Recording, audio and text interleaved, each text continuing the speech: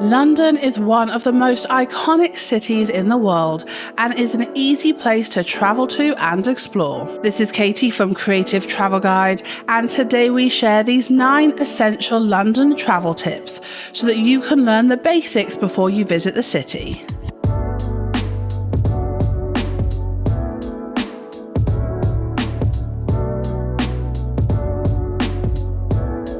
Looking for more travel tips? Make sure to hit subscribe and ring that notification bell. So firstly, let's talk about the currency.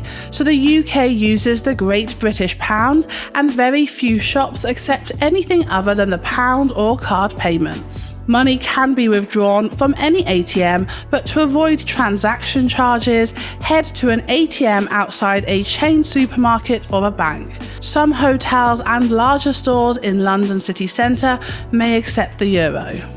So now let's talk about the weather. So the weather in London can be unpredictable. November through to March is fairly cold and windy.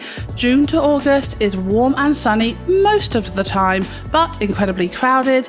April, May, September and October give temperatures around 14 to 20 degrees and is my favourite time to head into the city. Regardless of when you visit, bring an umbrella. It can and will randomly rain at any given point. London is also a great place to visit at Christmas time, but make sure to wrap up warm.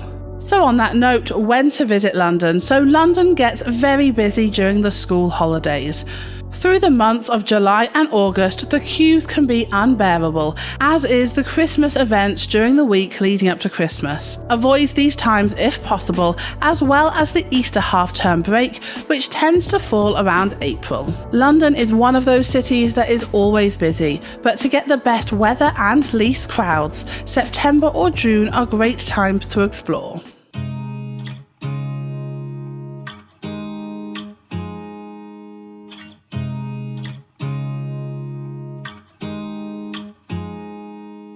So now let's talk about the Underground. So if it's your first time in London, the Underground can be slightly daunting, but it is by far the best way to get around the city.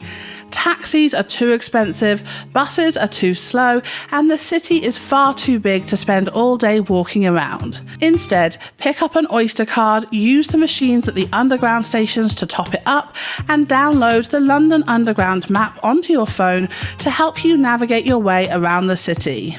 The TfL website also gives you specific directions from one attraction to another and tells you exactly where you need to change or get off at.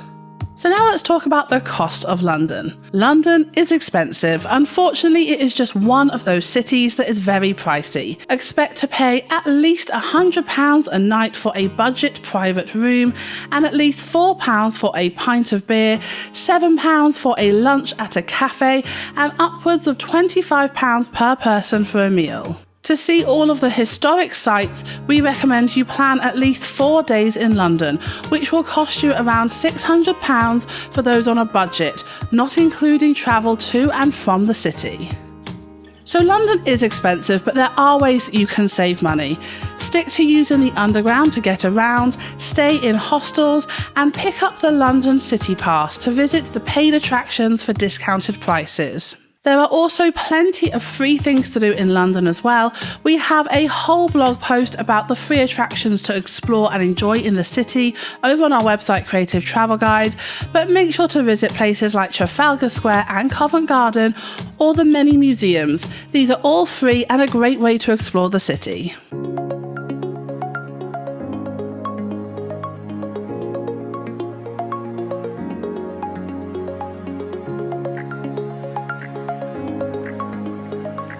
So now let's talk about accommodation. So firstly, make sure to book your hotel or hostel in advance. London is not the type of place that you can show up and walk into a hotel unless you want to be charged triple the prices of Booking.com.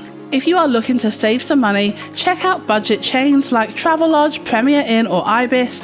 Just make sure to check reviews online before you go, because chain hotels in London can be hit or miss. Wherever you stay, we recommend finding a place near an underground station so that you can get into the city centre quickly and affordably.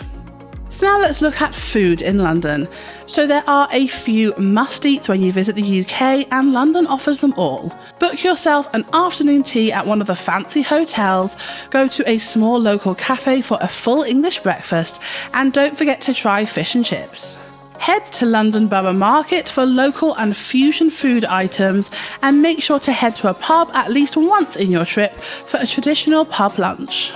And on to my favourite part, the things to do in London. Of course, there are so many things to do in London. The most popular attractions include seeing the Big Ben, watching the changing of the guards at Buckingham Palace, exploring the Tower of London, or you could shop till you drop on Oxford Street. Watch this video to find out how to plan a trip to London. To learn more about the free things to do in London, watch this video. Have an awesome time in one of our favourite cities and stay creative.